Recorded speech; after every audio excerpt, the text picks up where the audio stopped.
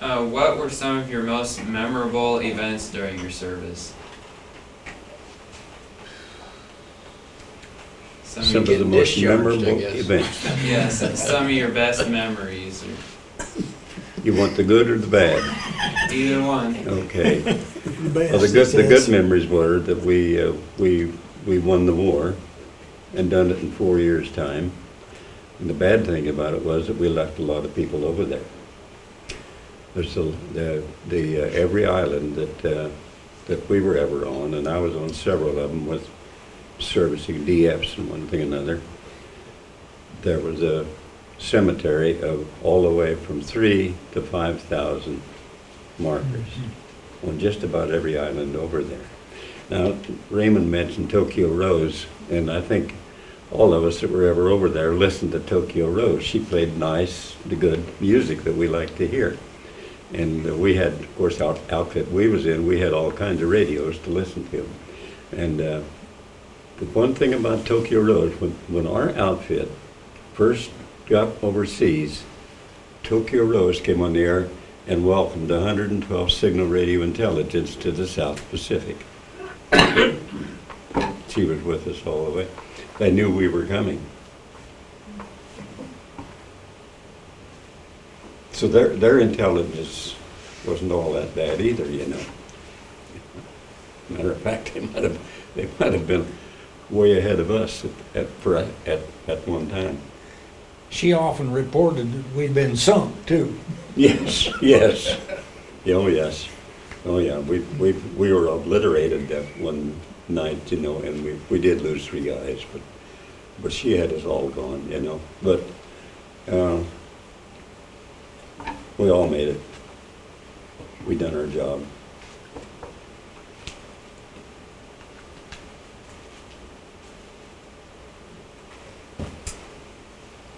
At what point during your service were you most scared or frightened?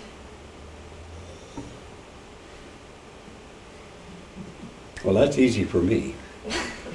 The night the kamikaze came after us. You know, I think that probably, I probably reached the height of my anxiety that particular night. It was about 10 o'clock, 10 or 11 o'clock. Missed us by 30 yards, you know, that was not too far. And I think that was probably one of my highest anxieties. Of course, then the next day, you know, we didn't know what was coming up. We went ashore on the 3rd wave, and we didn't know what was there. But it was pretty clean.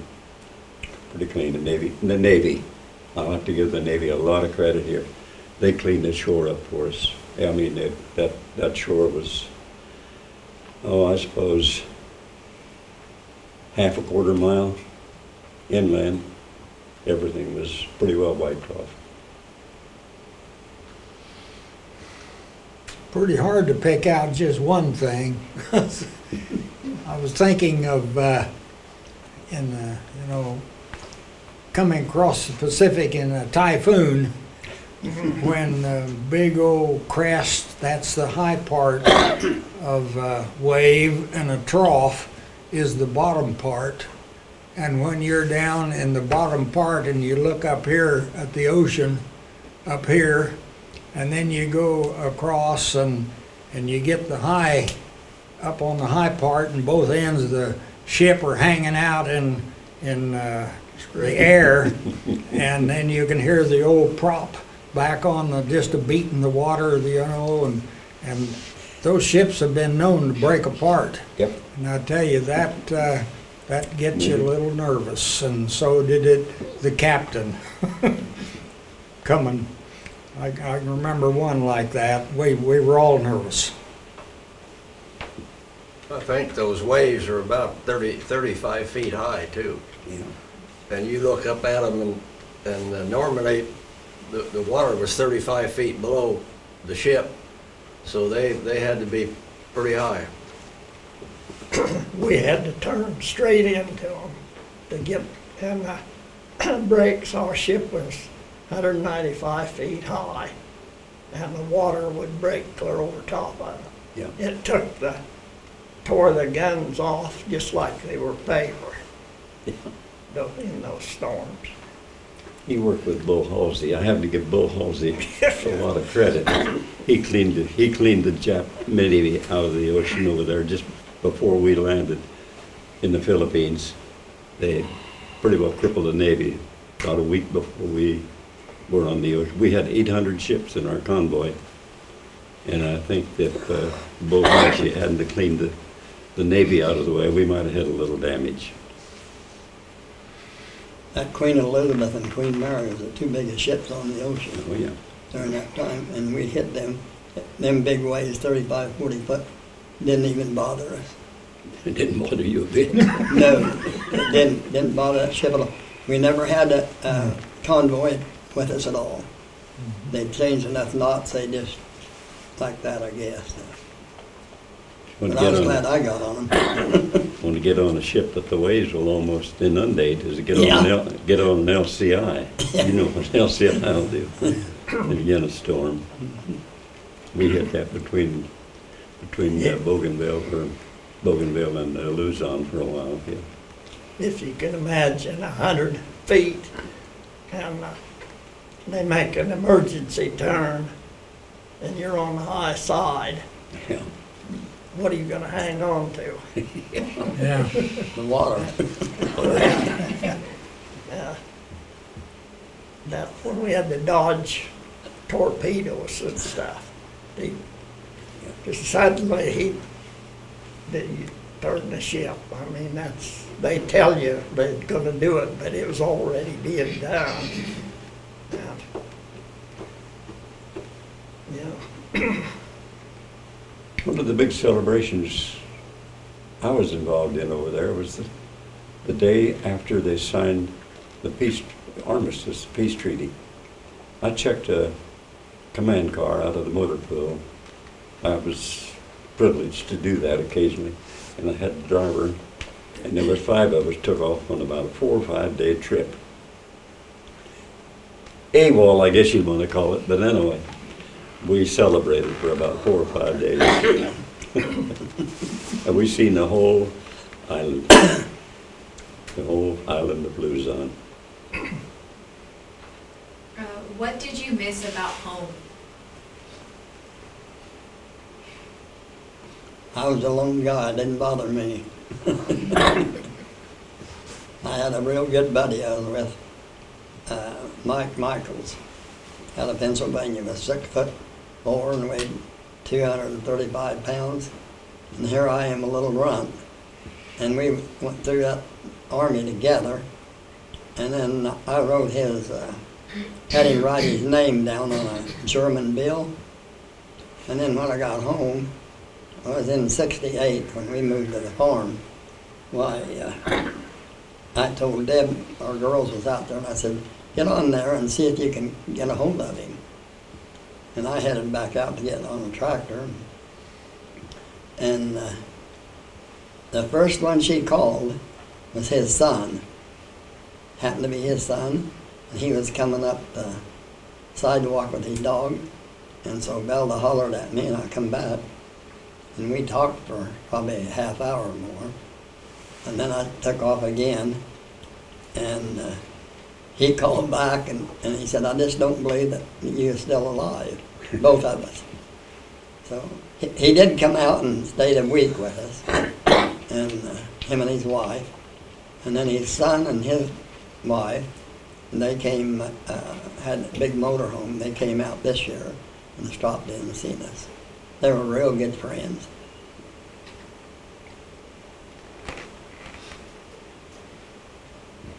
Just like that medal I got there from France. I'd like to mention this, that our outfit was together through the entire war, 3 years together. And when we got home, we vowed somehow we'd get together, but it took about 10 years before we finally had a reunion, and it was in Lincoln, Nebraska. And I think there was about 150 of us there. There's just a good representation of the outfit. Most of us were there. And then after that, we started out with 5 years That wasn't enough, so then we went down to 3 years. We had one reunion in 3 years. That was too long a time. Then we finally had reunion at every 2 years. And this is the picture of our last reunion, 10 years ago. And the party that invited us to San Antonio, Texas, for reunion number 26 died before the 2 years was up. So we didn't have it. That was 25 was the end of it. And these 12 guys on here is all that were, normally we'd have 40 to 50, but we was up in council, but we got down to just 12 people that were still interested in coming to the reunions. Now, of these 12 guys, 10 years ago, I see only one man on here beside me that's still alive. The rest of these guys are all dead. The last, of course, it's been 10 years now. And I'm not too sure about Krivolovic, but I think he's still alive. He and I are the only two left. But we had some nice times at our reunion. We was all over the country. Well, West Coast to East Coast, 3 or 4 times here in the state of Kansas. I don't know, we had 3 in Wyoming, 2 in California, a couple in, we've been all over North Carolina, South Carolina. A lot of fun. Been pretty well around. I don't know the rest of you guys, any of you guys ever have any reunions of your companies that you were with? Never did. Never did. We did in ours, but they were so darn far away. Yeah. Well, we just, I don't know, we made it a point to, I didn't make all of them, but I think I made something like, probably close to 20 different ones. I've been to California twice, been to East Coast twice, Wyoming about 3 times. Kansas, we had 4 different ones here in Kansas, 3 or 4 in Nebraska and Iowa, Arizona. While you guys are talking about friends, when you were in the service, did you find it difficult to make friends, or did you kind of just all bond? Could you say that again? Did you find it difficult to make friends while you were overseas? Did I? Find it difficult to make friends? Like with the people you were serving with, or you all just kind of bonded because you were so close? Did we have good times together, you say, or? Did you have difficulty making friends? Like with each other, like Oh, no. bonding and Oh, stuff? no. No, we had 250 people in our outfit, and we had 250 people of us who were friendly with each other. Yeah, we didn't. Now, I know some of the outfits maybe a little different, but we were pretty much a family. We had about 455 crew members aboard our ship, but there are 3 or 4 of us that just somehow became good friends. We'd do some things together if we got a chance to go ashore, but they were special. There were others that, well, we just had a few. Are they still alive? I don't know. I have never been able to contact since. One closest one lived up in Iowa. I did find his address one time, but another one down in Texas. We had a lot of fun together. When I was over in Okinawa, we had friends that we did a lot of things. We'd go from one end of the island to the other, and we'd go swimming together, and we'd have a lot of fun. This is one of our booklets. But when I tried to find my friends when I got home, I went Reunions. Yeah. up to Vermont to I see don't know one, and whether right after I saw address him, he got yours. died, and I went down to There should be Colorado, an address section. in Colorado to see one, and as soon as I left him, he died, so I'm kind of alone. Yeah, there's the address section. Mm-hmm. There's about, I don't know, 8 or 10 pages that we think are still around. What did you do in your free time? Kramer? Smile. We drank in our outfit. We didn't have no free time. We walked all the way during World War II. The time we got in there till we come back. And all of them states and cities and that over there. We walked it. Little field pad. We had a little free time. You know, we were a 24-hour operation, but us radio repair people were on call 24 hours a day, of course. But free time in Bougainville, Guadalcanal, Manus, there's nothing there. Nothing there.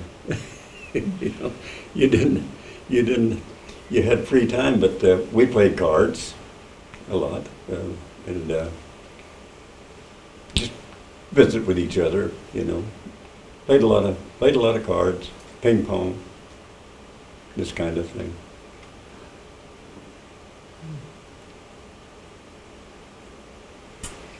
I can't even remember, I guess, what we used to do. On aboard Hours ship, we off. used to do a lot of pinochle playing and a lot of poker playing.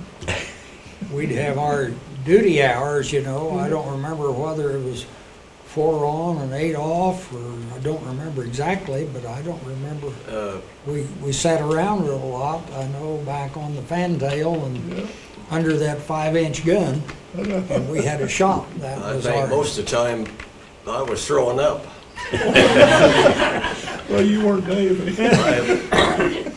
I threw up 9 days, going over another 9 days coming back, sick every day.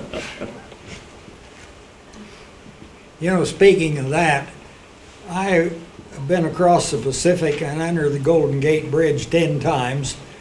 And the first time out, I was on a troop transport, of course, to join the fleet out in the Western Pacific, and I got seasick. And all those other trips back and forth and in storms, and it was the last one back when I was going to be discharged. I got seasick again. It's a terrible feeling. But I went across the ocean and never got a bit seasick at all anytime I was in the Navy, and I went down here in Texas and went out fishing one day and I got sicker than a dog.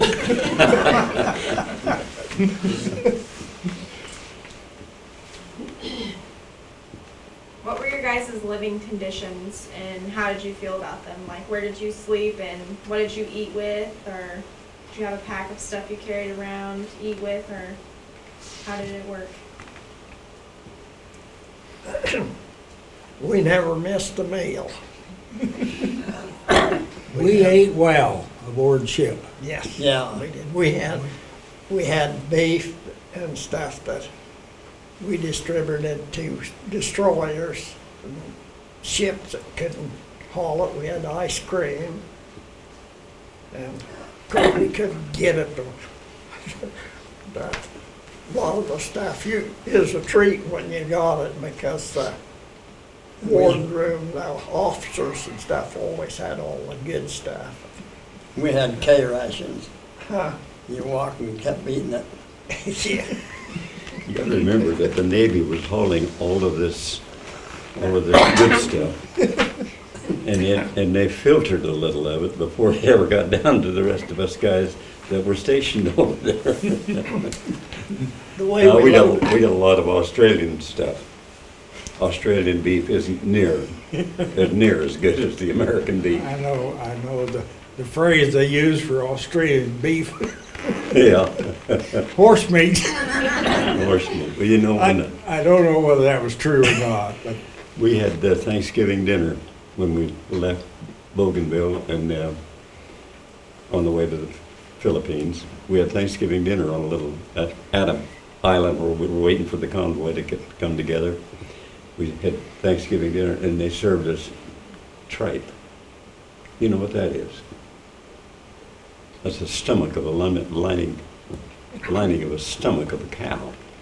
And they loved it. The Australian people liked it. But we didn't like it. We turned it down and we just finally had to go to the Navy and get some turkey. we were served, we had a second Thanksgiving dinner then the next day, and it came from one of the Navy ships, and it was turkey. So we had our good dinner after all. You didn't take on all the time. It's that's probably 3 months or longer before we'd take on. But whenever we did, alongside a ship or where we could be by a railroad, they bring carloads of stuff, right? But we was there, and the trains came in, and it lined you up, I think, 2,000 guys, and you carried the stuff on like ants. And whenever you wanted something, a box of candy or different things, coffee and things that we'd drop out the line and take it to where we wanted it, and then come back and get in line. Nobody knew it was taken out and stuff. But so we had extras stashed away. You know, that was, maybe it wasn't right, but it was a way to live. You asked about our sleeping accommodations aboard ship. Of course, they had what they called compartments, which was a room. It wasn't very big, but we had bunks, and they were chained to the ceiling, the overhead they called it, and they were, you had maybe 18 inches between, and they were stacked up. And so you learned how to turn over without sitting up, because there wasn't room to sit up. You learned to turn over, and my family still laughs at me the way I turn over in bed, because you learn to roll. And if you had to get out of your bunk in a hurry when general quarters sounded, I mean, you got moving. And you rolled out of bed, and you stuck your feet in your shoes, which were right down on the floor beside you, and grabbed your helmet and headed for your battle station. But you really got moving in a hurry. You could be sound asleep in about 5 seconds to be on the run. Yeah. But it was, it was comfortable. We had our each one had a bunk, and our own particular bunk, and you might have to climb up to it, but it was comfortable, and that was our sleep. It was a compartment, they called it, and where we slept. What about you guys in the Army? Or as I mentioned, We slept in foxholes, yeah, That's right. and For about a damn glad week. to have them. we was in the foxhole for about a week when we hit the Luzon. And then from then the next 6 weeks we slept on the ground, inland a little ways, because our ship with the supplies had got a hole cut in the side of it down there in Australia, and we didn't have any bunks for about 6 weeks. So we slept on the ground. How did the people overseas treat you as United States soldiers? We were welcomed in the Philippines. Now, I don't know about some of these other guys where they went into, well, I think they were in France and Germany too, for that matter, but we were welcomed 100% in the Philippines. They treated us pretty good, I'd say. I mean, we were lucky. We could pick up a few German words and wasn't what they wanted to hear, but then We never had very much contact with the natives, but one thing that stands out is when we took the occupation troops into northern Japan and unloaded them, they gave us a few-hour break to where we could go ashore into a city, Otaro, I think it was, in Japan, And so there was some of the fellas from the ship, our friends, we were walking around town, and we come down the street and started to turn the corner of a street, and here come some women and kids from the other direction, and we met in that intersection, and those ladies and kids turned and ran the other direction. That's the first Americans they had seen, and they had been told all kinds of stories of how awful GIs were. And but that's something that stands out in my mind. And of course, we never bothered them. But they were scared, and they turned and ran. They were the first. We were some of the first Americans they'd seen. When we made I went aboard out in Japan the first time, there was dead horses in the street. The windows were blown out on the front of the building, and there was women and kids, children there that had been burned by that napalm, and that was really a mess. And if they wanted a cigarette or candy or something like that, and everything you could buy was $1, $1. That's all they understood. So,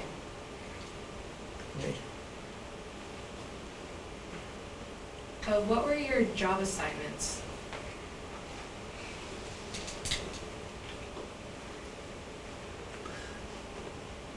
Well, I was an engineer, they called it, on one of the landing craft, P-boats, they called them. They were the little boats, you know, that they took the troops out to the shore and dropped the ramp on the front, and the guys walked off, and I was a crew member, three-man crew on one of those boats, and I was responsible for the mechanical part, the engines, and so I was a motor machinist mate. That was my rating, and I took care, that was my job, to take care of the boat, and especially to service the engine. It was a General Motors diesel engine, single engine in it, and that was my responsibility there. Except aboard ship, I had things to do. I was assigned to duties in different places. One of them was we had to make all of our fresh water, and so I was assigned to the evap unit, we called it, where we made fresh water.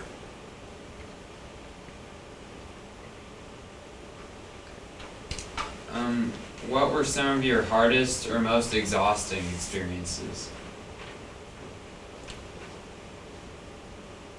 Some of the most difficult parts? Something that just completely wore you out, or just any memories of really difficult times?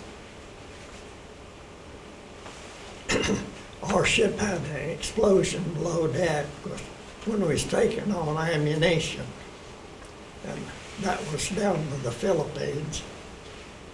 And I was in the I division. We had the SK and the FG, and then sonar. And the Princeton suicide plane hit the back end of that was an aircraft carrier. And it sank there, and we'd sonar, and we watched. We had to stay a whole week to follow that, because the water was 6 miles deep. It was a trough, they called it. And they said it would sometime it would come to rest on a place, but that's, I've always wondered where it come to rest, but we had to plot it, I did on a map. Each time you read it, you put the latitude and longitude on it. So.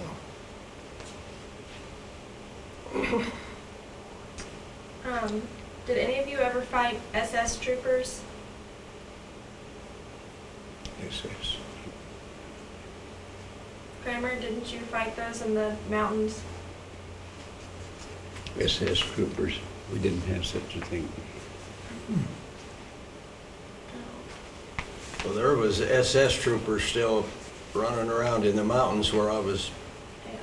down in Bavaria, in the Alp Mountains. I never seen any, but there was some running around in there yet. When you got back from war, how long did it take you before you felt comfortable talking about what had happened, like what you've been through? I don't know whether we ever feel comfortable about it. You never feel completely comfortable. Never said too much. Did it take It you depends long? on what phase of your life you want to talk about. If you talk about some of the disastrous things you've seen and witnessed and was part of, yeah, you don't like to talk about it. You're probably getting the most out of us right here today. Right, you probably are. Did any of you have deferments? Have what? Deferments? Like leave for when you like work on a farm or school? I did. I didn't get the question. She wanted Did we have a deferment? deferment. Deferment. Yes, I was, I turned 18, at the end of my junior year in high school, and of course I had to register, and I was working for a neighbor. They farmed pretty big, and so they gave me a farm deferment, and I told them I'd like to go back and finish my high school that fall. They said, if you do, we'll draft you. So I stayed on the farm, and I worked that one winter out in western Kansas, taking care of cattle, and worked through harvest the next summer, and then got drafted anyway. So I had to come back for my senior year of high school. There was 5 boys in my family, and I was the third one. And it was obvious, real obvious, that I was going to be drafted. So I took the opportunity of getting into the branch of service that I thought I'd like, and I enlisted in the Signal Corps. My older brother, 2 older brothers were both drafted. My next younger brother got a farm deferment because he had only had a half a hand. You know, Dwayne had a few fingers missing, and he got deferred for a while.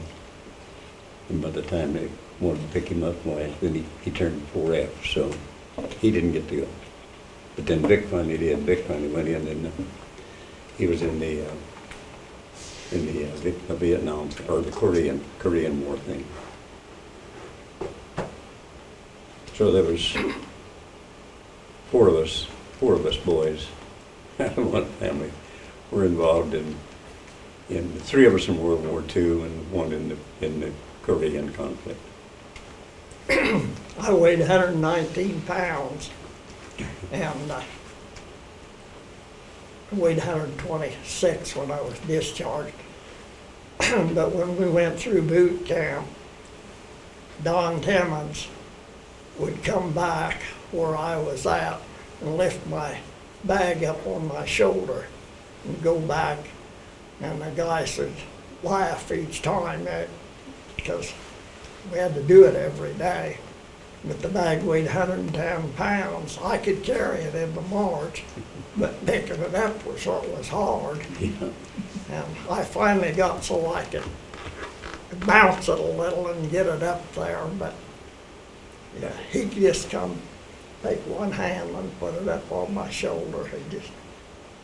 He was a big boy though, so. Raymond, isn't that what we call that, our sea bag?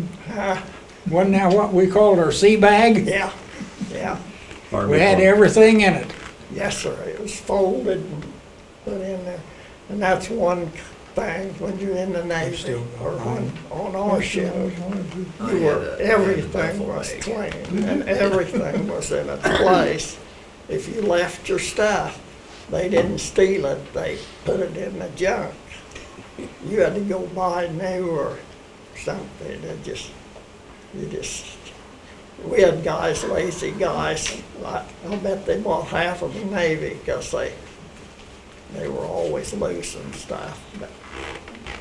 But you learn today, even when I take my clothes off, she says I hang them in the closet. She's got to go cut them out of the closet.